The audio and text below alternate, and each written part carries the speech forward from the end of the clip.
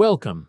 Let your shoulders drop and let your breath find its own unhurried rhythm. There is nowhere to be tonight except here, in the flicker of an old lamp, walking beside a stranger from 2,000 years ago. The day begins before sunrise for most Roman citizens. Rome itself was a city that stirred in darkness, its narrow streets still cool, its rooftops pale under fading stars, long before the sun ever touched the 7 hills. Romans wake with the first cockcrow around dawn. Roosters kept in courtyard pens or nearby farms announce the hour long before any clock existed. Households stirred to that sound rather than to bells or numbers on a wall.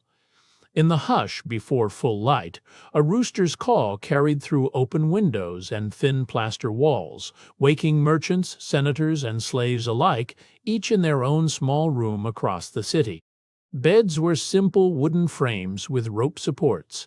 A lectus, as the Romans called it, held woven cord stretched tight beneath a thin covering. The frame stood low, carved sometimes with modest decoration, but its comfort came from the ropes underneath rather than any cushioning. A person rising from such a bed would hear the ropes creak faintly as their weight lifted away in the dim room. Wealthier citizens slept on mattresses stuffed with wool or feathers. These filled sacks rested atop the rope frame, offering a softness the ropes alone could not provide. Fine households layered woven blankets and sometimes linen sheets over the mattress. Such comfort was a quiet marker of status, unseen by visitors, but felt each night by the family who owned it. The poor often slept on straw pallets. A woven mat or simple sack filled with dried straw served as the entire bed for many city dwellers, laid directly on a floor of packed earth or worn tile. Straw rustled with every movement through the night. For families crowded into a single room of an apartment building, this pallet was rolled aside each morning to make space to live. Oil lamps provided light in the pre-dawn darkness. Small clay lamps, filled with olive oil and fitted with a linen wick, sat on shelves or were carried from room to room. Their flame gave off a low, steady glow and a faint smell of warm oil. A household slave often lit the first lamp of the day, carrying its small flame through hallways still wrapped in shadow. Bedrooms, called cubicula, were small and sparsely furnished. These private chambers held little beyond a bed, perhaps a small chest for clothing, and a niche in the wall for a lamp. Their modest size kept them easy to heat and simple to darken for sleep. Wall paintings, where a family could afford them, offered the only decoration in these narrow, restful spaces. Chamber pots served as nighttime toilets. Kept beneath the bed, or in a corner of the cubiculum, these clay or bronze vessels spared residents a walk to outdoor facilities during the dark hours. Slaves were responsible for emptying them each morning, often into larger waste containers collected from the building. The arrangement was ordinary, unremarkable, part of the quiet machinery of a Roman household. Household slaves rose earliest to prepare the home. Long before their masters stirred, slaves lit lamps, swept floors, and readied water basins for the family's morning routine. Their footsteps moved quietly through corridors still dark, tending to fires and laying out clothing. This early labor, rarely recorded by name, kept the entire rhythm of Roman domestic life running smoothly each day. The paterfamilias led morning prayers at the household shrine. Standing before a small altar known as the lararium, the head of the family offered words to the household spirits before the day's business began. This modest shrine, often no larger than a cupboard, held small figures representing the family's protective gods. The ritual was brief, familiar, and repeated in nearly every Roman home across the city. Feel the breath settle into its own rhythm now, without any push to change it. Notice the small pause after each exhale, that faint hush before the next breath begins on its own. There is no need to count, no need to guide it anywhere. Let each exhale run a little longer than the one before, spilling out like water finding the lowest point of a room. The body already knows this old, familiar work, and it will keep doing it long after your thoughts have wandered off to rest. The lares were household gods, honored each morning in nearly every Roman home. These small guardian spirits watched over the family, the hearth, and the boundaries of the house itself. Their figures stood in the lararium, worn smooth by years of touching hands. Even the busiest household paused briefly at this shrine, a habit so common it barely felt like devotion at all, more like breathing or waking itself. A small offering of food or wine greeted the lares daily, a gesture repeated without much ceremony.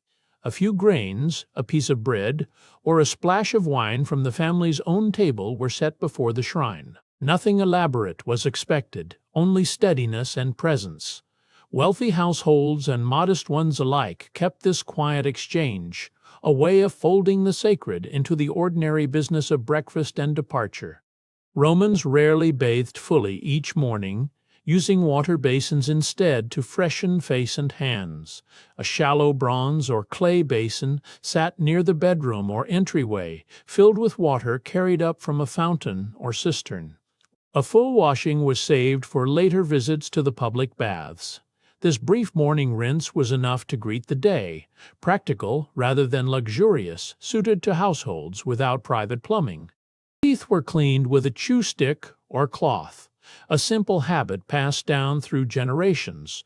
A frayed twig, sometimes softened at one end, could scrub along the teeth and gums. Others used a rough linen cloth dipped in water or vinegar.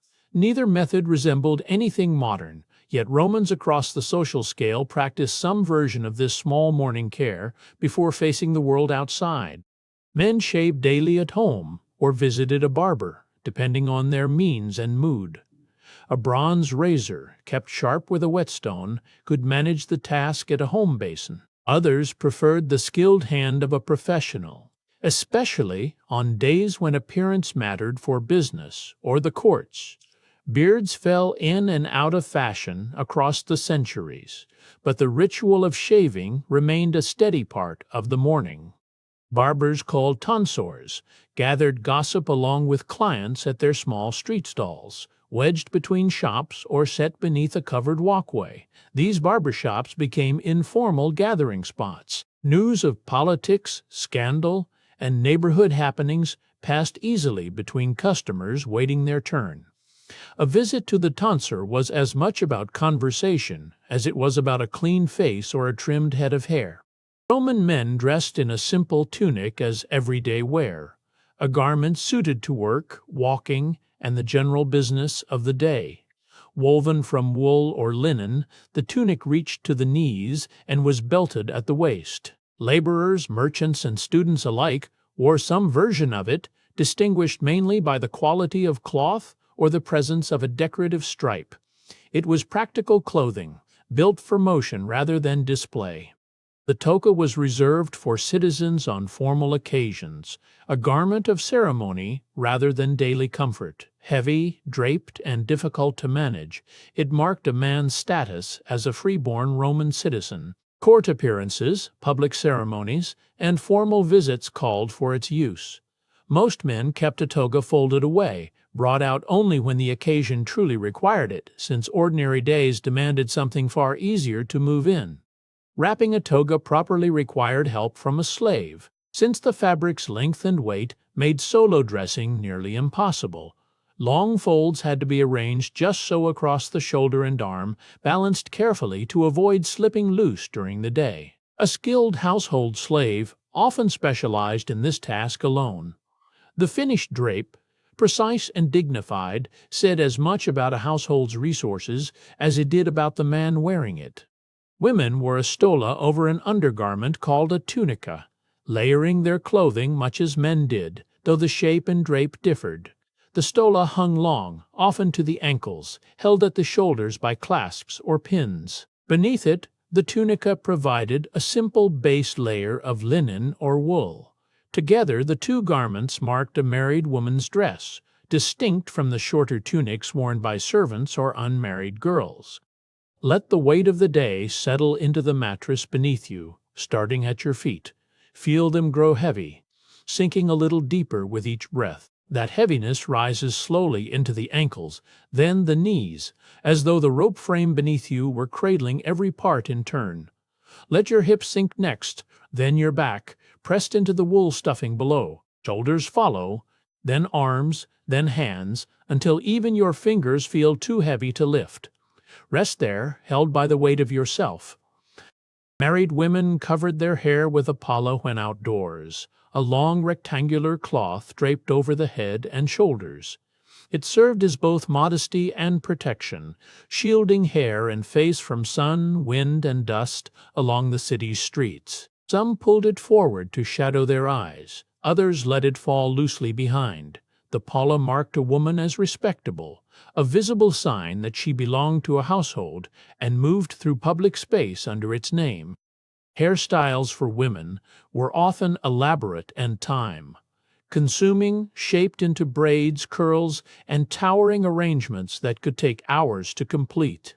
Fashions shifted across the decades, sometimes favoring simple knots, other times tall constructions built with wire frames and false hairpieces. Wealthy women changed their styles to match the latest trends seen on empresses and noblewomen.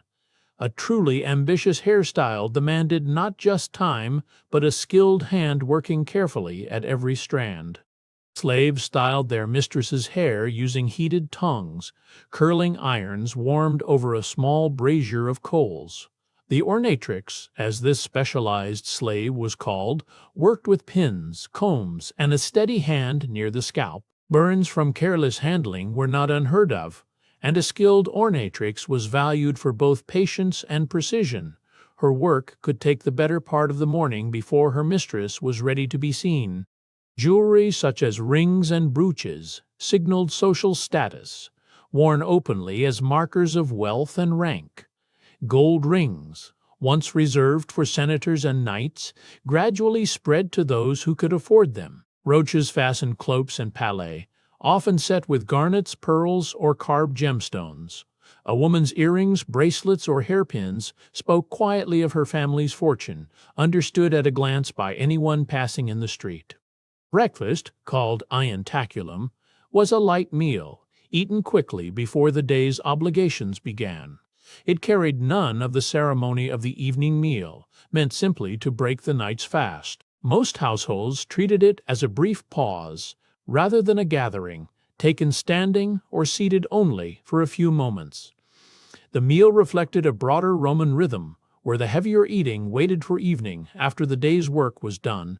Iantaculum often consisted of bread, cheese, and dried fruit, simple foods that required no preparation over fire.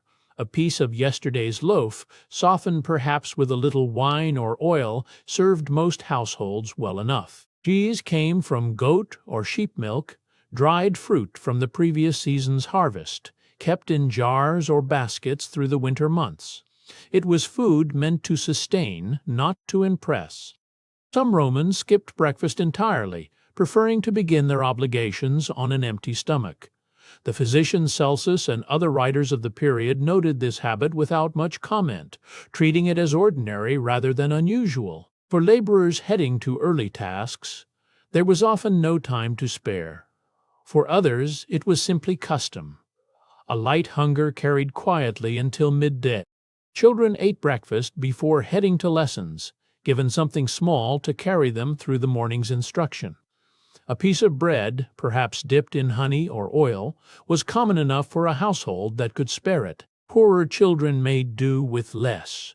Once fed, they gathered their wax tablets and set off through the waking streets toward whatever room served as their schoolroom that day. Formal greeting shaped the earliest hours for men of standing across the city. A patron stood ready in his entrance hall, dressed in his toga, while men of lesser means arrived one by one to offer greetings. This exchange, known as the salutatio, bound households together through obligation and favor. It carried the weight of centuries, a custom already old by the time of the emperors. Men crowded the entrance halls of the wealthy each morning, waiting their turn to be received. They came bearing greetings, requests, or simply their presence, hoping to be noticed among the crowd. A doorkeeper often controlled the flow, admitting visitors according to rank or familiarity. For many clients, this daily visit was itself a kind of labor, unpaid but necessary to their standing in the city. Somewhere beyond the walls, a low hum rises and fades, carried on air that has no hurry in it. It might be wind moving through distant trees, or the faint stirring of a house settling into its old timbers. The sound arrives without warning and leaves the same way, asking nothing, demanding nothing. Let it pass through you like that, arriving, fading, arriving again, until the space between each sound grows wider than the sound itself. Beyond mere ceremony, this bond carried practical weight for those involved. Patrons might offer small gifts of money or food, called sportula, to those who attended faithfully. Legal troubles brought greater value still, as a patron with influence could speak on a client's behalf before a magistrate. Loyalty flowed one direction, protection the other, an old exchange stitched into the fabric of the city. Prestige in Rome could be measured, in part, by the crowd at one's door each morning. A senator or wealthy citizen with dozens of clients announced his importance simply through their numbers. Some processions through the streets afterward stretched long enough to draw attention from passers-by. To have few visitors, meanwhile, was its own quiet admission, one no household wished to make. Once greetings ended, the patron frequently led his clients onward, toward the forum's open square. This shared walk displayed the bond publicly, the patron trailed by his following like a visible measure of his standing. Clients gained something too, moving through the city under a powerful man's shadow, near his conversations and his business. The forum awaited, already stirring with the day's first serious matters. By mid-morning, the streets had filled entirely, pedestrians moving between carts, animals, and vendors, calling out from doorways. Donkeys pulled loads of goods toward the markets, their hooves striking uneven stone. Voices rose over one another, merchants, porters, and travelers all threading through narrow passages at once. The city, still and dim only hours before, now moved with its full daytime weight. Rome's own laws shaped this crowded scene in a particular way. Julius Caesar's rules, later upheld by Roman authorities, forbade wheeled vehicles from the streets during daylight hours, easing the congestion that foot traffic alone still managed to create. Carts instead moved through the city by night, their wheels rattling over stone after most citizens had gone to bed. Daylight belonged to those walking, riding, or carried by others. Wealthier citizens rarely walked the crowded streets themselves. Litters carried on the shoulders of trained bearers moved through the press of bodies with practiced steadiness, curtains drawn against dust and prying eyes. Porters cleared paths where they could, calling out warnings to those on foot. For the person inside, the city passed by muffled and distant, glimpsed only through a narrow gap in fabric. Most residents of the city, meanwhile, returned each night to buildings called insulae, multi-story apartment blocks that rose above the shops and workshops below. These structures housed the bulk of Rome's population, families packed into small rented rooms on upper floors. Lower levels sometimes held shops, taverns, or storage. Fire and collapse were constant risks in buildings built quickly and cheaply. Yet for most citizens, this was simply home. Shutters along the ground floor lifted as the light climbed higher over the rooftops. Shopkeepers propped open wooden panels that had covered their storefronts through the night, letting air and noise spill into the small rooms behind. Sunlight reached the counters where goods waited, arranged for anyone walking past. The street itself seemed to wake a second time, now fully lit and fully open for business. Near the corner of many streets stood a baker's oven, already glowing from hours of use. Loaves of bread, round and marked with lines for easy breaking, sat cooling on wooden racks in the open air. Customers gathered close, exchanging coins for bread still holding the oven's heat, For many households, this small transaction shaped the first proper meal of the day. Warm bread carried its scent through narrow lanes, crowded with other smells entirely. Smoke drifted from cooking fires and workshop forges, mixing with the sharper odor rising from open drains and gutters. Rome's streets held no single scent, but many layered together at once. This blend, sweet and sour together, was simply the smell of a city fully alive. Let warmth begin at your hands, resting loose and heavy wherever they lie. Feel it spread up through your wrists, into your arms, loosening whatever tightness the day may have left there. Let it move into your shoulders next, melting the small weight they carry without you noticing. Let it settle in your chest, your back, your legs, until warmth has reached every quiet corner of you, and rest feels like the only thing left to do. At the public fountain, water flowed steadily from a stone spout into a wide basin below. Slaves and family members lined up with clay jugs balanced on shoulders or hips, waiting their turn at the flow. This water, drawn daily and carried home in careful trips, met most of a household's needs. No private taps served ordinary citizens. The fountain was where daily life quietly gathered. That water reached the fountain only after a long and hidden journey. Stone aqueducts, some stretching many kilometers, carried it down gentle slopes from springs and rivers far outside the city walls. Gravity alone moved the water, guided through channels built with careful, unhurried precision. Beneath the noise of the streets, this engineering ran on, unseen and unstopping.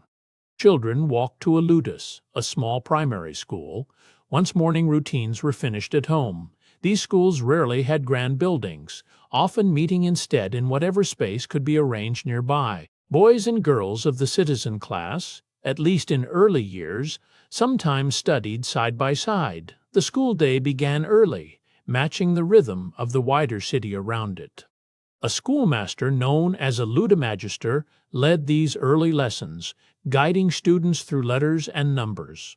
His pay was often modest, and his position carried little of the prestige given to teachers of rhetoric later on. Still, his work laid the foundation many Roman citizens would later build upon. Reading, writing, and simple arithmetic filled the hours he was given. Formal schoolhouses were rare, so lessons often unfolded in borrowed spaces instead. A room rented above a shop or a shaded corner of a covered portico might serve as the day's classroom. Passers-by could sometimes overhear recitations drifting from these open-sided walkways. Learning, in this way, sat close to the ordinary flow of street life rather than apart from it. For writing practice, students pressed a pointed stylus into a wax-coated wooden tablet. Mistakes could be smoothed away easily, the wax reheated or scraped flat for another attempt. This made the tablet forgiving in a way that papyrus never was. Only once letters were formed with confidence did a student move toward ink, reed pen, and the more permanent page. Discipline in the ludus was strict, and the cane was never far from the master's hand. The Roman writer Horace recalled his own teacher, nicknamed Orbelius, as quick to strike students who faltered over their letters. Wooden rods or leather straps were common tools of correction, used without much hesitation. Parents rarely objected, viewing firm discipline as part of a proper upbringing rather than cruelty. Families with means often looked beyond the ludus once a child showed promise. A private tutor, sometimes a Greek slave or freedman skilled in literature, might be brought into the household itself. These tutors taught poetry, philosophy, and advanced grammar within the comfort of a family's own rooms. Cicero himself credited such teachers with shaping the minds of Rome's future senators and orators. Daughters of citizen families rarely followed the same path as their brothers through school. Many girls learned to read and manage a household from their mothers rather than a hired master. Some wealthier families did provide tutors for daughters, teaching music, poetry, or basic letters. Formal training in rhetoric or law, however, remained closed to nearly all Roman girls. Boys aiming for public life moved on from basic letters to the study of rhetoric. A teacher called a rhetor drilled students in argument, memory, and the shaping of persuasive speech. Practice often meant standing before classmates to argue both sides of an invented legal case. This training, admired across the Roman world, prepared young men for the courts, the Senate, and the forum itself. Think of a candle flame after the room has gone still, its light narrowing to a single glowing point before fading into dark. That small ember holds on a moment longer than seems possible, warm and steady, asking nothing of the air around it. Let your own breath narrow in the same way now, smaller and slower, until there is only warmth left where thought used to be. Rest there a while, in that last glow before the dark takes it. Long before most citizens had finished breakfast, the workshops of the city were already stirring. Craftsmen unlatched wooden doors and rolled back shutters to let the morning air in. Sound followed quickly after, hammers striking metal, wheels turning clay, looms clacking in narrow rooms. A city built on trade could not wait for the sun to climb very high before its hands went back to work. Most of this labor happened where passers-by could see it plainly. A blacksmith's forge sat open to the street, sparks visible from a distance as iron met hammer. Potters shaped clay on wheels turned by foot, their finished jars drying in rows along the wall. Weavers worked looms set near open doorways, catching the daylight needed for careful, even threads. Trade in Rome was a visual business as much as a spoken one. Shopkeepers arranged their wares along stone counters built into the front of each shop, facing directly onto the street. Bread, pottery, cloth, and tools sat displayed where a passing eye could catch them without stepping inside. This open arrangement let commerce blend seamlessly into the rhythm of foot traffic outside. Fixed prices were far from guaranteed in most Roman transactions. A buyer might inspect a jar of oil, name a lower figure, and wait to see how the seller responded. This back and forth was expected, almost a form of conversation in itself, rather than a source of tension. Graffiti found in Pompeii even records complaints about prices, suggesting haggling was as old as the marketplace itself. Near the edge of the forum, tables were set out for a very different kind of trade. Money changers, known as argentarii, exchanged coins of varying value and helped merchants settle debts across distant transactions. Their work required careful weighing and a sharp eye for counterfeit metal. In a city drawing goods and coin from across the Mediterranean, their small tables carried more weight than their size suggested. The Forum stood at the very center of Roman civic life, a broad open space ringed by temples, shops, and government buildings. From early morning until dusk, its stones carried the footsteps of senators, merchants, farmers, and idle onlookers alike. Every major decision, every public announcement, every notable transaction seemed to pass through this one square eventually. To stand there was to feel the pulse of the entire city gathered into a single place. Beneath the open sky, orators climbed onto raised platforms to address the crowds gathered below. Political speeches drew citizens eager to hear debates over laws, taxes, or the conduct of magistrates. Legal disputes were argued aloud as well, sometimes drawing a larger audience than the politics did. A skilled speaker's voice, unaided by any instrument, had to carry across the open square to reach every listener. Marble figures of emperors, generals, and gods stood scattered across the forum's open ground. Each statue commemorated a victory, an office held, or a debt of gratitude owed to the gods. Some were gifts from grateful citizens, others erected by the state itself to honor the dead. Walking through the square meant passing beneath dozens of carved, unmoving faces, each one a small fragment of the city's memory. Inside the basilica, a long covered hall bordering the forum, advocates rose to plead their cases before seated magistrates. These buildings offered shelter from sun and rain, their high ceilings and rows of columns creating a hushed, cavernous space for argument. Lawyers relied on memorized speeches, gesture, and tone rather than written notes, since persuasion was considered a spoken art. A single case might stretch across an entire afternoon. Anyone passing through the forum was free to slip into a trial already underway. Court proceedings in Rome were public affairs, open to whoever cared to listen. A curious citizen might linger near the back of the basilica, watching an advocate argue over inheritance, debt, or property. Watching trials was, for many, simply another form of entertainment woven into an ordinary day. Let your jaw soften now.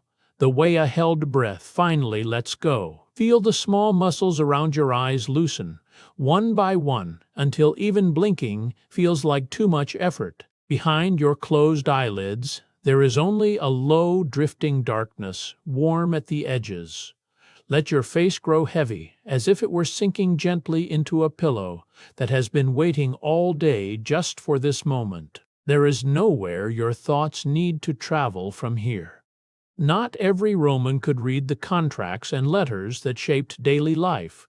Scribes stationed near the forum earned their living drafting wills, petitions, and business agreements for those who could not write. A citizen might dictate a message aloud while the scribe transformed spoken words into careful lines of ink on papyrus. For a small fee, illiteracy became no barrier to conducting official business. Not far from the open square stood the Senate's own meeting hall, called the Curia. Within its walls, the empire's most powerful men debated policy, foreign affairs, and matters of state. The building itself was modest compared to grand temples nearby, yet its influence stretched across the entire Mediterranean world. Ordinary citizens could not enter, but they gathered outside, waiting for word of what had been decided within. Roman walls were rarely left blank for long. Painted slogans, jokes, and insults aimed at politicians sometimes appeared overnight along public streets and forum walls. Surviving examples from cities like Pompeii show endorsements for candidates, complaints about rivals, and even crude commentary on public figures. This unofficial layer of writing gave ordinary citizens a voice the formal record rarely preserved. As the day wore on, hunger drew workers toward the forum's edges once more. Vendors set up small stalls or carried baskets of hot food, calling out to passers-by hurrying between errands. A laborer might pause only long enough to eat standing, coins exchanged quickly before returning to work. The smell of cooked food drifting through the square marked the forum as a place of business and appetite alike. Sausages sizzled on small grills at street corners, their smoke curling upward into the midday air. Chickpeas simmered in broth nearby, sold by the scoopful into folded flatbread. A worker might eat this meal in a few bites, standing between deliveries or errands. Flatbread served as both plate and food, torn apart with bare hands. These small pleasures cost little, yet they carried a laborer through the rest of the afternoon. Along busy streets, small shopfronts called thermopolia offered food already cooked and ready to serve. Large clay jars called dolia were sunk into stone counters, each holding stews, legumes, or wine. A passerby could point, pay, and eat within moments without waiting for anything to be prepared. Archaeologists in Pompeii uncovered several such counters intact, their painted decorations still visible after centuries buried in ash. These modest establishments fed a city that rarely had time to cook at home. Wine rarely reached Roman lips undiluted. Most citizens mixed it generously with water, creating a lighter drink suited to the heat of midday. A cup of this mixture might accompany a quick meal at a stall, or be shared among friends resting briefly from work. Drinking wine unmixed was considered a habit of excess, even faintly disreputable. The custom of watering wine stretched across social classes, from senators to dock workers. Midday brought the prandium, a meal far smaller than dinner and rarely a formal affair. It might consist of leftovers from the previous night, bread with cheese, or whatever a food stall offered nearby. Many Romans ate it quickly, mindful of returning to work or errands still unfinished. The meal carried none of the ceremony reserved for evening dining. It existed simply to carry the body through the heat of the day ahead. For many citizens, prandium meant standing rather than sitting. A worker might lean against a stall's stone counter, food in hand, eyes scanning the crowd moving past. Conversation was brief, transactions quick, the pace dictated by the demands of labor. This standing meal reflected the practical rhythm of daily Roman life, where time for leisure belonged mostly to the wealthy. Even so, a shared laugh or passing greeting could soften the rush of midday. Meat appeared on the tables of common citizens, only rarely, its price placing it beyond daily reach. Pork was the most common choice when it did appear, often served at festivals or special occasions rather than ordinary meals. Beef remained scarcer still, tied closely to sacrificial offerings at temples. For most households, meat was a treat rather than a habit reserved for celebration. Bread, vegetables, and grain formed the steady backbone of the Roman diet instead. Let your breath begin to slow now, each inhale a little softer than the one before. Feel the exhale stretch longer, unhurried, like a tide easing back from the shore. There is no need to rush this moment, no reason to hold anything tightly. Let each breath fall further than the last, sinking you deeper into stillness. With every slow exhale, the noise of the day grows fainter, farther away, until only the breath remains, steady and unbroken, carrying you gently toward sleep. A pungent sauce called garum found its way into countless Roman dishes. Made from fermented fish left to break down in salt over weeks, it carried a sharp, savory flavor prized across the empire. Producers in coastal towns like Pompeii shipped garum in sealed clay containers to distant markets. A few drops could season a simple stew or elevate a plain piece of bread. Its smell was strong, but its presence in Roman cooking was nearly universal. Olive oil touched nearly every part of Roman daily life. In the kitchen, it dressed vegetables, fried foods, and enriched sauces. Beyond cooking, the same oil filled countless household lamps, its flame providing light after sunset. Pressed from olives grown across Italy, Spain, and North Africa, oil moved through the empire in vast quantities aboard merchant ships. A single jar might serve both the evening meal and the evening light that followed it. Beneath a covered roof near the Forum stood the Macellum, a market built specifically for fresh food. Stalls arranged around an open courtyard offered produce, fish, and meat under one shared structure. Unlike open street vendors, the Macellum provided shade and some protection from weather, along with running water for washing goods. Wealthier households often sent slaves here each morning to select the freshest offerings.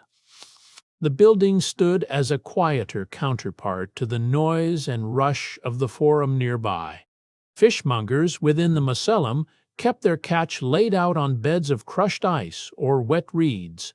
Rivers near Rome and coastal towns like Ostia supplied eels, mullet, and shellfish brought in before sunrise. Buyers pressed a thumb against the flesh to test freshness, a habit passed down through generations.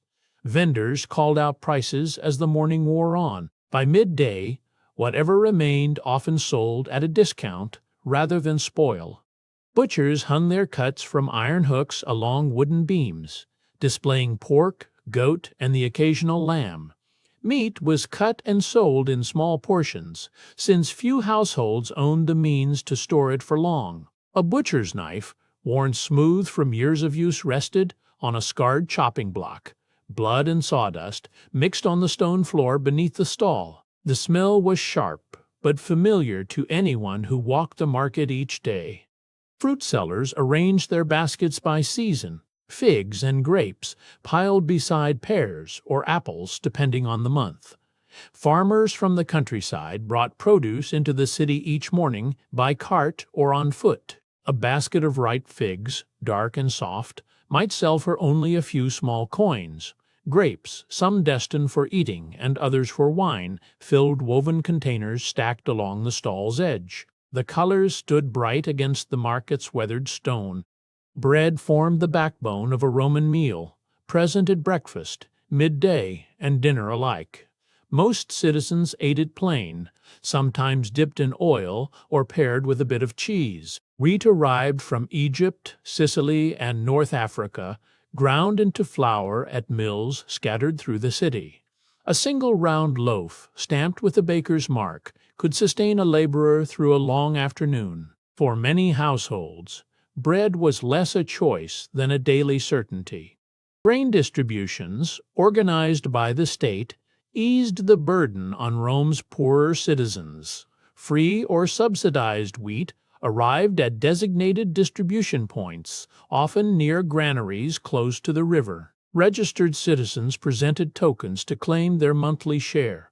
The program, expanded under various emperors, helped steady a population that depended heavily on imported grain. Without it, the price of bread could rise beyond what many households could afford. By midday, the sun bore down with enough force to slow even the busiest streets.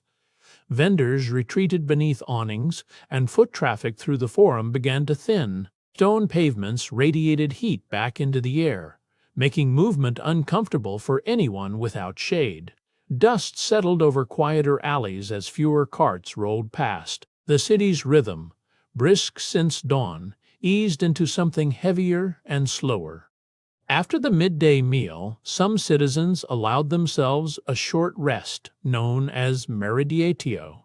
It was not universal, but common enough among those whose work permitted a pause. A simple couch or a shaded corner of a courtyard served the purpose well.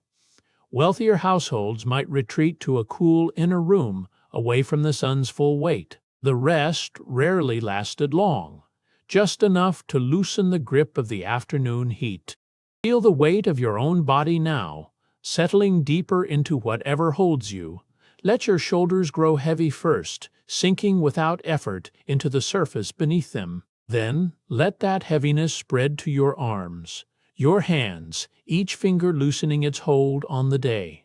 Your legs follow next, heavy and still, rooted like something long at rest. Even your eyelids grow weighted, gently closing under their own quiet gravity, drawing you further down into rest. During the hottest stretch of the day, some shopkeepers pulled their shutters closed and stepped away from their counters.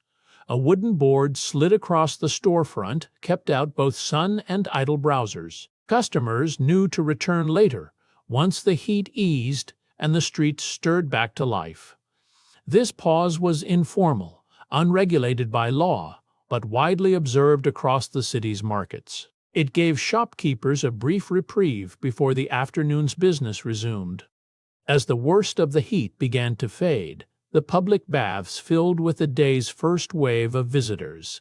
Men and women arrived carrying small bundles of oil flasks, strigils, and towels. Attendants at the entrance collected modest fees before waving patrons toward the changing rooms.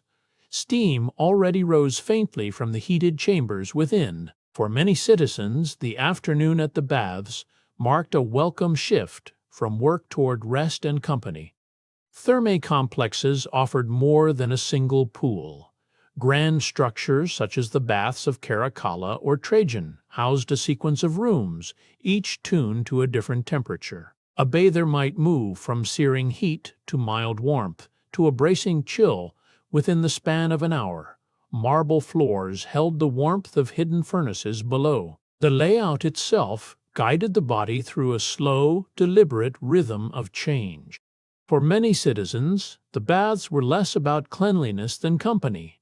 Merchants closed deals beside the plunge pool, and old friends traded news beneath vaulted ceilings. The historian Pliny, the younger, wrote of hours spent at the baths as ordinary punctuation to his day. Conversation carried easily across the steam-filled rooms. A trip to the Thermae was, for many, the closest thing to a daily gathering hall. Roman soap as it is known today did not yet exist in common use. Instead, bathers rubbed olive oil across their skin and let it draw out dirt and sweat. A strigil, a curved metal blade with a handle, then scraped the mixture away in long practiced strokes. Wealthier citizens owned strigils of bronze or even silver. The motion left the skin smooth, and the discarded oil was sometimes collected and sold for other uses. Clothing left unattended at the baths was vulnerable to theft, so many bathhouses employed capsarii to watch over it. These attendants, often slaves, guarded folded tunics and small bundles of belongings near the entrance. Losing one's garments could mean walking home in nothing but a borrowed cloth. Inscriptions from bath complexes mention capsarii by name, suggesting the role carried a measure of trust. Their presence let bathers relax without worry over what waited outside the water. At the far end of the bathing sequence sat the frigidarium, a room built around a cold plunge pool. Its water came straight from cisterns, untouched by the hypocaust heat below. Stepping into it after the warmth of other rooms brought a sharp, bracing shock to the skin. Some bathers lingered only a moment, others swam brief laps before climbing out. The cold was said to close the pores and steady the body after the heat. Deeper within the complex stood the caldarium, thick with rising steam and heated by fires burning far beneath the floor. Bathers sat on raised stone benches, sweat beading freely in the moist air. A basin of cold water sometimes stood nearby for splashing the face when the heat grew heavy. The stone floors themselves grew warm enough that sandals were often necessary. Time in the caldarium was brief, a deliberate immersion before easing back toward cooler rooms. Between the two extremes sat the tepidarium, a room built for adjustment rather than intensity. Its warmth was gentler, meant to ease the body between the caldarium's heat and the frigidarium's shock. Bathers often paused there to anoint themselves with oil before continuing the sequence. Some simply rested, letting sweat and tension settle before moving on. The tepidarium asked for nothing sudden, only a slow shift from one state to the next. Before entering the bathing rooms, many citizens first passed through the palestra, an open exercise yard attached to the complex. There, men stretched, ran short distances, or practiced with light weights beneath the open sky. Sweat worked loose the stiffness of a morning spent standing at work or walking crowded streets. The exertion was mild, by modern measure, more warming than exhausting. Afterward, the oiled and dust-covered skin made the coming scrape of the strigil all the more welcome. Somewhere beyond these walls, a low hum drifts through the evening air, rising and fading like breath moving through an old house. It might be wind finding its way through a shuttered window or the distant murmur of a street settling into stillness. Let that faint sound carry you downward, past the surface of the day, into something slower. There is no need to follow it anywhere. Simply let it rise, and let it fade, and let yourself sink a little further each time it does. Once the muscles had warmed and the mind had loosened, the palestra often turned to lighter games. Men wrestled in pairs on packed sand, testing balance more than force. Others tossed a small leather ball back and forth, a pastime called trigon, requiring quick hands and quicker feet. Laughter and the soft thud of the ball punctuated the yard's open air. These games were less contest than ritual, a way of easing the body before the stillness of the baths ahead. Men and women rarely bathed together in Roman public houses. Some establishments set aside separate hours, women in the morning, men through the long afternoon. Others kept entirely separate wings, each with its own pools and dressing rooms. Wealthier households sometimes bathed at home, avoiding the question altogether. The arrangement varied city to city, and the written record leaves many details unclear. Inside the bathing halls, Conversation moved as freely as the steam. Merchants discussed shipments, magistrates traded opinions on upcoming votes, and neighbors passed along news of a wedding or a debt unpaid. The baths functioned almost as an informal forum, a place where information spread faster than any written notice. A senator might learn as much reclining in the caldarium as he would in a formal meeting. Nothing was truly private within those echoing rooms. Entering a public bath cost very little, often no more than a single small coin. Emperors and wealthy citizens sometimes paid the fee for entire crowds, covering admission as a gesture of generosity. This low cost meant slaves, laborers, and shopkeepers bathed alongside merchants and officials. The baths were, in this way, one of the few spaces where social lines blurred. A day's modest wages could easily cover the price of clean skin and idle conversation. For those willing to pay a little more, an attendant offered massage before or after bathing. Oil was worked into tired shoulders and legs, easing the stiffness of standing all morning at a workbench or counter. Some attendants specialized in kneading away cramps from long walks across the city's uneven streets. This service was a small luxury, not universal, but common enough to be unremarkable. A satisfied grunt or a slow exhale was often the only recorded reaction. Public latrines lined certain streets and bath complexes, built as long stone benches with evenly spaced holes cut into the surface. Dozens of citizens might sit side by side, facing one another across a narrow channel of running water below. There was no partition, no separation, no private stall. Conversation apparently continued here as easily as anywhere else. The design was practical, built for flow of water and waste rather than privacy. A sponge, fixed to the end of a wooden stick, sat in a shared basin of water near the latrine seats.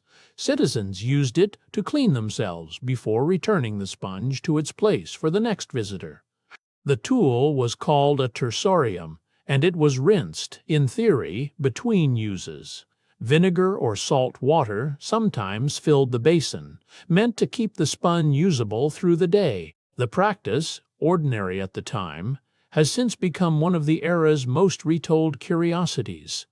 Beneath the bathhouse floors, a hidden furnace called the hypocaust did the true work of warming the rooms above. Slaves fed wood and charcoal into this underground fire from a service passage hidden from bathers entirely. Hot air traveled through narrow channels beneath raised floor tiles, then rose through hollow walls to warm the rooms further. The floor itself grew warm enough that bathers wore wooden sandals to cross it. None of this machinery was visible to those enjoying the heat above. Some of the grandest bath complexes included a library built along their outer wings. Scrolls of history, poetry, and philosophy lined shelved alcoves open to any citizen who wandered in from the bathing rooms. The pairing seems unlikely now, cleanliness and scholarship under one roof, but Roman planners saw both as part of a full day's leisure. A reader might sit near a sunlit window, still faintly damp from the frigidarium. In the gardens attached to larger bath complexes, citizens unrolled scrolls beneath shaded colonnades or simply sat talking among the trimmed hedges. Fountains murmured somewhere nearby, and the air smelled faintly of cut grass and warm stone. Friends might arrange to meet there after their bath, extending the visit well past the point of cleanliness. It was, for many, the most restful hour of the entire day. Time in the garden moved without any particular urgency. Let your attention settle now on your hands, resting wherever they happen to lie.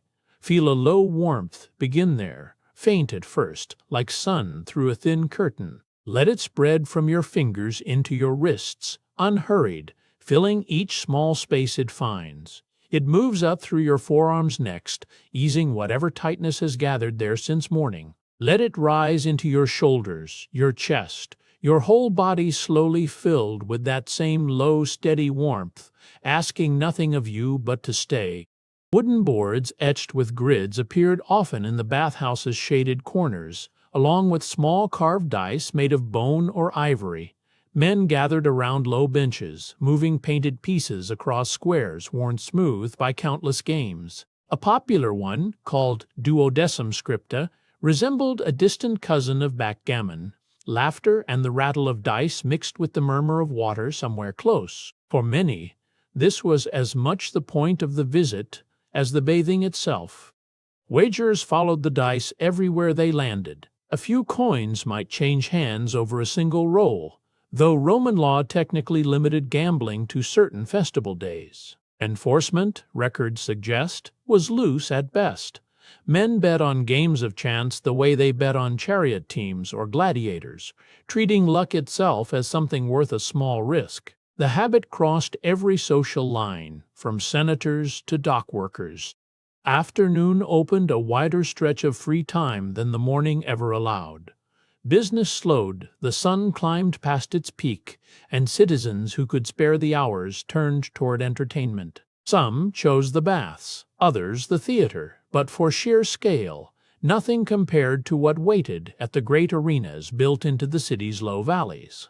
The crowds moving that way grew thicker with every street they crossed.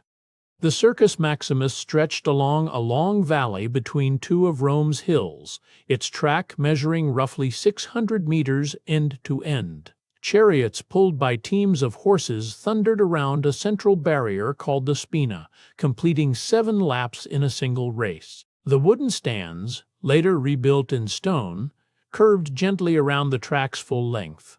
On race days, the roar from inside could be heard streets away. 4 factions organized the racing world, each known by its color. Red, white, blue, and green teams competed under those banners for centuries, their names painted onto chariots and worn by charioteers themselves. The colors meant more than sport.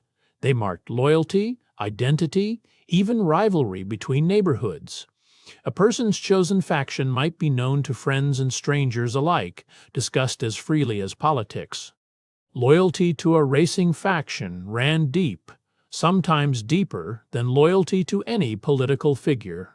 The poet Juvenal wrote that Rome cared for little beyond bread and circuses, a line that captured how thoroughly the races gripped the public mind. Supporters wagered savings on favorite teams, argued outcomes for days afterward, and passed their allegiance down through families. A green supporter's household stayed green for generations. Tens of thousands filled the Circus Maximus on a full race day, with some ancient estimates suggesting the seating held well over 150,000 people. Vendors moved through the crowd selling wine and roasted nuts.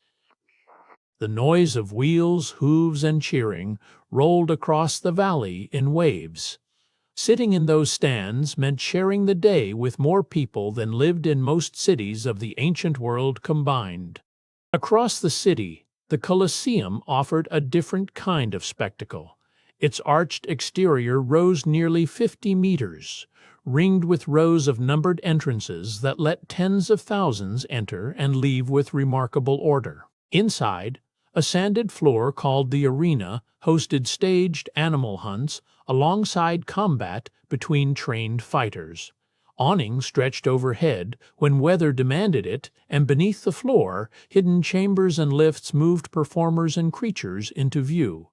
Gladiator combat carried more than raw spectacle behind it. Emperors and magistrates who funded these games earned public favor through them, turning the arena into a stage for political goodwill as much as entertainment. Fighters trained for years in specialized schools, and many built reputations recognized across the city. Records show that some retired gladiators achieved a measure of fame few common citizens ever reached, their names remembered on inscriptions long after the games ended. Wealthy patrons sometimes distributed free tickets to games, as another form of the loyalty exchanged each morning at the Salutatio. A ticket carved from bone or clay, called a tessera, marked a seat section and entrance gate. Handing these out to clients and neighbors extended a patron's influence far beyond his own household. For an ordinary citizen, A free seat at the games might arrive as simply as a gift left at the door. Let the mind settle the way dust settles in a shuttered room, drifting down through still air until it finds the floor and rests there. Each breath can fall a little further than the last, unhurried, needing no effort to arrive. Somewhere beyond the window, the faintest hush of evening gathers, and there is no reason to follow it anywhere. Let yourself sink, layer by layer, like dust finding its place. Awnings called villa shaded spectators from the sun, stretched on ropes above the seating rows. These great canvas sheets could be drawn across the open bowl of a theater or arena when the heat grew heavy. Sailors from the naval fleet were sometimes brought in to manage the rigging, since the work resembled handling sails at sea. Beneath their shifting shade, the crowd sat in dappled light, spared from the worst of the afternoon glare. Theatrical performances included comedies and tragedies drawn from Greek tradition and reworked by Roman playwrights. Audiences gathered in semicircular stone theaters to watch stories of mistaken identity, clever slaves, and fallen households unfold beneath the open sky. Writers such as Plautus and Terence filled their comedies with quick wit and stock characters familiar to any regular theater-goer. A single afternoon might carry a viewer from laughter to solemn reflection and back again. Actors wore masks to portray different characters, a single performer often switching roles within one production. Carved from linen or wood and painted with exaggerated expressions, these masks let audiences read grief, mischief, or rage from a distance. The open mouth of a mask may have helped project a voice across the wide curve of a theater. Behind each painted face, the same actor could become an old man, a young lover, or a scheming servant within minutes. Mimes and pantomimes entertained crowds with exaggerated gestures, telling stories without relying on spoken lines. A pantomime performer might dance through an entire myth using only movement and expression, accompanied by music and a chorus singing the narrative aloud. Mime troupes, by contrast, leaned toward comic sketches and broad physical humor performed in smaller venues or street corners. Both forms drew audiences who wanted spectacle without the demands of formal verse. Street musicians played for coins near public squares, drawing small crowds with pipes, lyres, and hand drums. A flute player might station himself beside a temple entrance, catching the attention of worshippers on their way to make an offering. Wandering performers moved from forum to marketplace throughout the day, adjusting their tunes to whatever audience gathered. Their music mixed with the general clatter of the city, one more thread in its constant hum. Certain days were marked as dies religiosi, considered unlucky for business and public affairs. On these days, courts closed, marriages were postponed, and magistrates avoided beginning new ventures. The calendar itself, maintained by priests, tracked which dates carried this weight and which were free for ordinary commerce. A merchant checking the calendar before signing a contract was reading something closer to a religious guide than a simple planner. Temples dotted the city, each dedicated to a specific deity and built according to its own tradition. The Temple of Vesta held a sacred flame tended by priestesses sworn to keep it burning without pause. Jupiter's great temple crowned the Capitoline Hill, visible from much of the city below. Smaller shrines to lesser gods and household spirits filled gaps between larger structures, so that no street strayed far from some place of worship. Citizens might visit a temple to pray or make an offering before undertaking travel, business, or an important decision. Standing before the altar, a person could speak a request quietly, leave a small gift, and depart without further ritual. Priests were available for more formal consultations, but private prayer required no intermediary at all. A visit might last only a few minutes, tucked between errands elsewhere in the city. Sacrifices of food or animals honored the gods, ranging from a simple cake of grain to a full ceremony involving oxen or sheep. Smoke from burnt offerings was believed to carry the gift upward toward the heavens where the gods resided. Priests examined the entrails of sacrificed animals, searching for signs about the future or the favor of a particular god. Even a modest household might mark a special occasion with a small animal offering at its own shrine. Feriae, days set aside as public holidays, slowed the churn of business across the city. Markets stayed shuttered, courts stood empty, and even the forum lost its usual bustle. Some feriae marked ancient founding legends, others honored a god's particular day. On these mornings, a shopkeeper might sleep later than usual, knowing no client would arrive expecting open doors. Let your jaw loosen now, the way a hand unclenches when it finally sets down something heavy.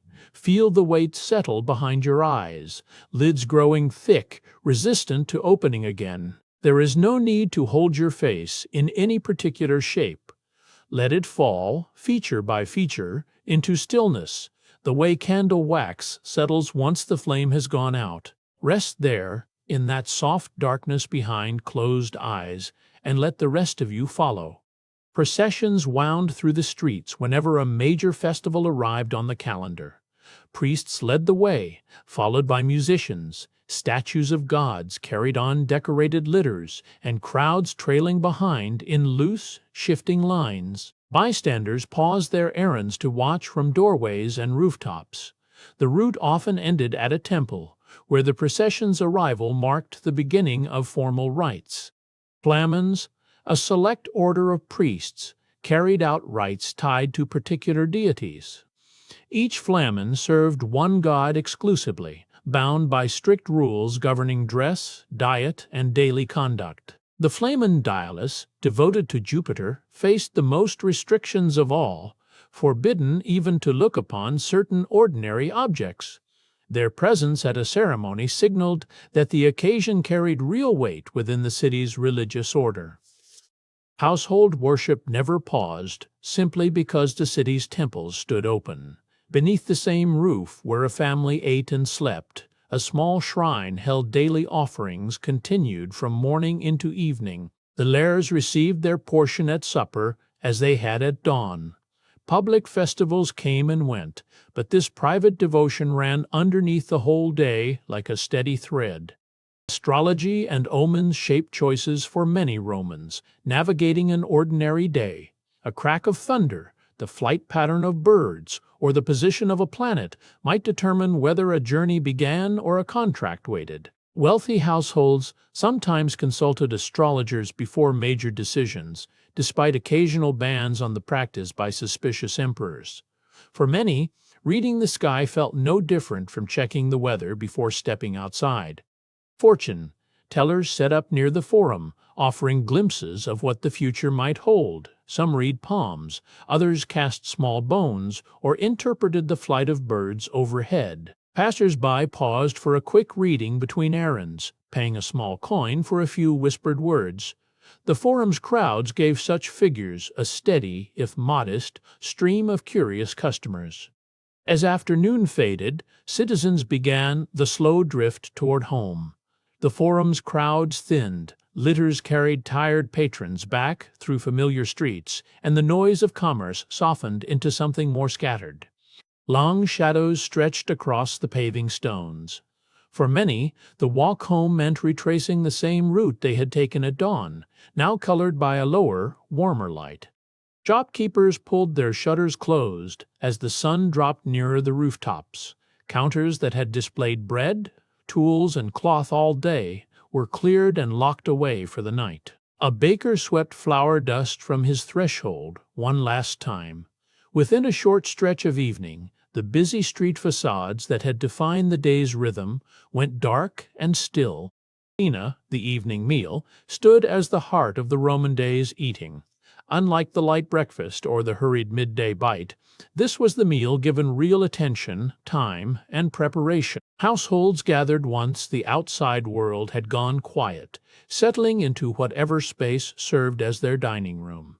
For many families, cena marked the moment the day's separate errands finally folded back into one shared table.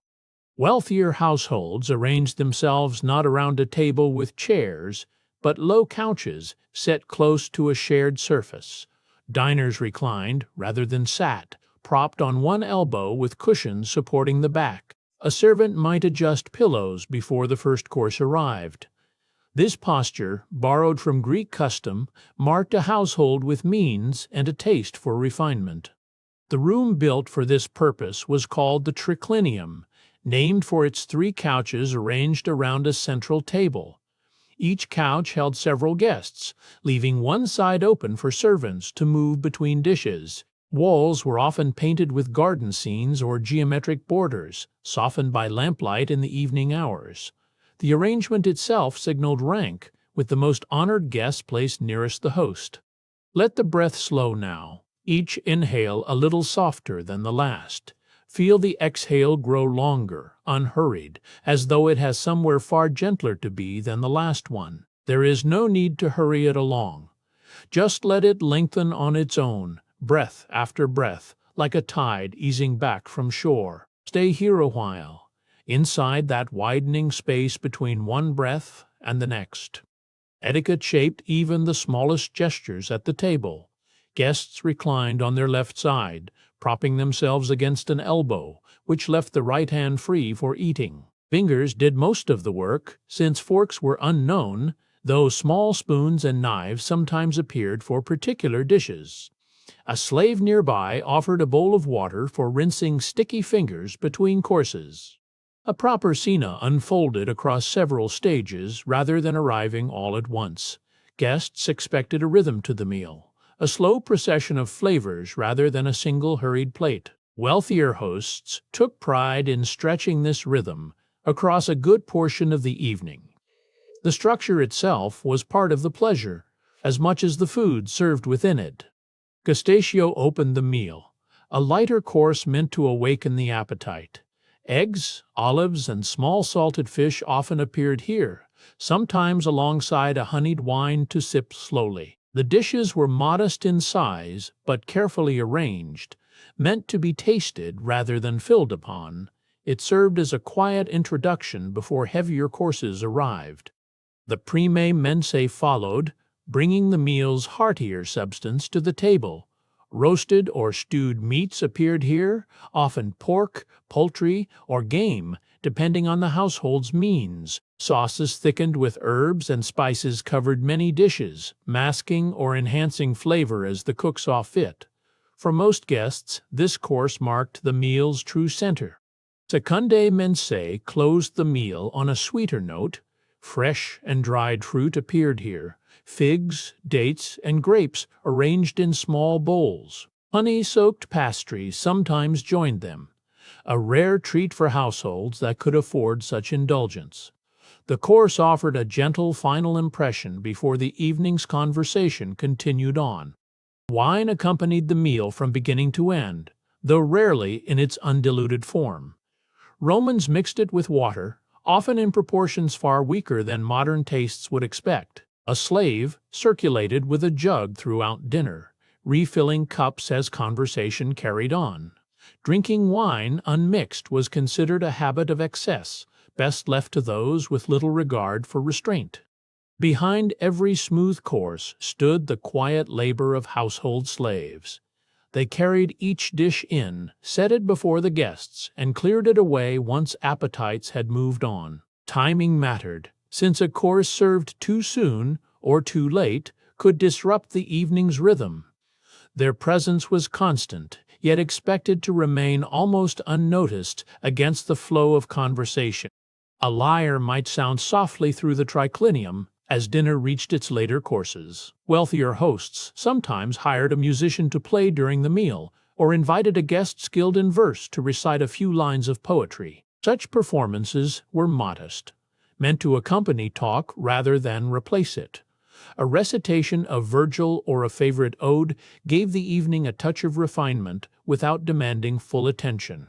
Talk around the dinner table ranged widely. Once appetites settled, politics drew comment, especially news from the forum or rumors about a magistrate's ambitions. Philosophy found its place too, debated between courses by those with the education for it.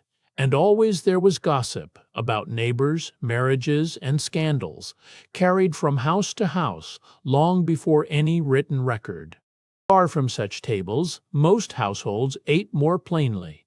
A pot of porridge made from wheat or barley, called pulse, filled many stomachs across the city. Bread accompanied it when available, along with whatever vegetables the season offered, onions, beans, or cabbage. Meat rarely appeared on these tables, and when it did, it was in small portions, stretched to feed many. Let the weight of the evening settle into your shoulders now, heavy and unhurried. Feel it move down through your arms, your hands growing still and full against whatever holds them. Your legs grow dense too, sinking further with each breath, as though the mattress beneath you has grown softer just to receive them.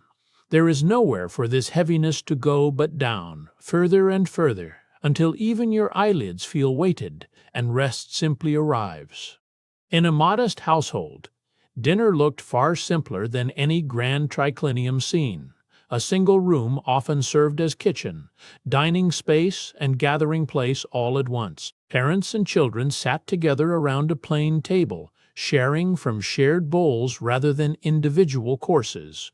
The meal passed without music or recitation, filled instead with the ordinary talk of a family's day. Grandparents, parents, and children frequently lived beneath a single roof in Roman households. Space was limited, especially in the crowded apartment buildings called insulae, so generations shared rooms out of necessity as much as tradition. An elder might mind the youngest children while parents worked, passing down stories and customs across the dinner table each evening. This arrangement bound households tightly, for better or worse, through every stage of life. Once the family's meal concluded, the household slaves ate their own portions, drawn from what remained. This order reflected the household structure plainly, without need for explanation. Their food was often simpler still: bread, leftover vegetables, perhaps a bit of the evening's porridge. They ate quickly, usually in the kitchen or a small adjoining space, before returning to their evening duties. With dinner finished, some citizens stepped out into the cooling evening air. The day's heat had faded, leaving streets more comfortable for walking than they had been at midday. Neighbors might exchange a few words in passing, or a family might simply wander toward the edge of their district and back. Such strolls offered a last quiet stretch of daylight before the household settled for the night. As the sky darkened, oil lamps were carried from room to room, their small flames pushing back the shadows one by one. Clay lamps burned olive oil through a simple wick, casting a low glow across walls and floors. Wealthier homes might have several lamps lit at once, while poorer households made do with a single flame shared between rooms. The scent of burning oil became as familiar to Roman evenings as the sound of the streets falling still outside. Once the sun had fully set, the character of Roman streets shifted noticeably. No public lighting existed to guide travelers, leaving alleys and roads shrouded in near total darkness. Thieves and rough characters were known to favor these hours, and prudent citizens avoided venturing out without a torch or a companion. The city that had bustled with carts and voices by day grew still and watchful once night settled fully over it. Rome had no organized system of street lighting to guide travelers after dark. Whatever light existed came from scattered torches, doorway lamps, or the moon itself when clouds allowed it. Most of the city's winding lanes fell into a darkness thick enough to hide potholes, refuse, and worse. A traveler without a torchbearer or lantern often chose simply to stay indoors until morning. Groups known as the vigils moved through the darkened streets, tasked with watching for fires and disturbances. Formed under Emperor Augustus, they carried buckets, hooks, and sometimes small pumps to fight sudden blazes in the crowded insulae. Their duties blurred watchman and firefighter into a single nightly role. Citizens sleeping above shops and workshops depended on these patrols more than any other form of nighttime protection. Those with means rarely walked the night streets alone. Wealthy citizens hired armed attendants or trusted slaves to accompany them, torches raised against the gloom. Such escorts discouraged the opportunistic thieves who favored dark corners and unlit alleys. A litter carried by several bearers, flanked by guards, was a common sight for anyone moving through the city after sunset. Behind flickering doorways, tabernae stayed lively long after the forum had emptied. These small taverns served wine to laborers, sailors, and off-duty soldiers gathered around rough wooden counters. Dice games and simple betting filled the hours, accompanied by loud talk and the clatter of cups. For many ordinary citizens, the taberna offered the only warmth and company available once darkness fell. Somewhere beyond the walls, a low hum rises and fades, carried on air that has cooled since the sun went down. It might be wind moving through distant trees, or a shutter easing against its frame. The sound arrives without hurry, lingers a moment, and lets itself go again. Let your breath follow that same rhythm, arriving and receding, asking nothing of you but to listen until the listening itself grows heavy. Certain districts of the city permitted regulated houses where such trade was openly conducted and taxed by the state. Records from the period note official oversight rather than concealment, a fact that distinguishes Roman practice from many later societies. Streets near the Circus Maximus and the Subura were known for this kind of business. The arrangement, plain and administrative, left little room for secrecy in how the city recorded it. Inside many homes, the evening did not end with the meal's last course. Families and friends sometimes lingered afterward, drawn together for simple amusement before the lamps burned low. A host might invite neighbors to share wine, conversation, or a few rounds of dice. These gatherings, modest in scale, gave ordinary households a private echo of the grander banquets held by the wealthy. When no guests arrived, households turned to older pastimes to pass the dark hours. Grandparents recounted stories, passed down through generations, tales of gods, ancestors, or distant wars. Children played with knucklebones or small carved tokens, tossing them across a table by lamplight. Such evenings required nothing more than voices and a bit of patience, filling the house with sound long after the streets outside had fallen still. For those who could read, a scroll unrolled beside a lamp offered one more way to pass the evening. The flickering flame demanded constant attention, its light too dim and uneven for long stretches of study. Eyes strained against the shifting glow, and many readers gave up after only a short while. Even so, a stretch of quiet reading remained a small luxury reserved mostly for the literate and the patient. In grander households, the day's work did not end when the family retired. Slaves remained on call through the night, ready to refill a lamp, fetch water, or attend to a sudden need. Their sleeping arrangements were often close by, in small chambers or corridors near their masters' rooms. This constant readiness meant that even in sleep, a wealthy Roman household rarely stood entirely without watchful hands nearby. Bedtime rarely came the moment the last lamp was lit. Most households settled a few hours after sunset, once dishes were cleared and voices had trailed into murmurs. A working family rose before dawn, so the night could not stretch long. By the time the streets outside had gone fully dark, the household within had usually gone dark too. Within a crowded insula, sleep rarely belonged to everyone at once. Several families might share a single floor, their thin walls carrying every cough and creak between rooms. Some residents worked through the night and slept by day, so the building never fell entirely still. A mother might lie awake listening for a child's breath, while somewhere below a lamp still burned for a night worker returning home. For many Romans, sleep did not end the day's meaning but opened another layer of it. Dreams were often read as messages sent by the gods, worth remembering and sometimes worth telling to a priest or interpreter. A vivid dream might be brought before a shrine the next morning, weighed for signs of warning or favor. Sleep, in this sense, was not empty time, but another place where the divine might speak. Before the household finally settled, one last visit was paid to the small shrine near the hearth or doorway. The paterfamilias, or whoever kept that duty, offered a final word to the lares who had watched the home since morning. A pinch of food, a splash of wine, or simply a bowed head closed the day's circle of devotion. With that last offering made, the house could rest, its gods attended to before its people were. Past midnight, the city holds its breath before beginning again.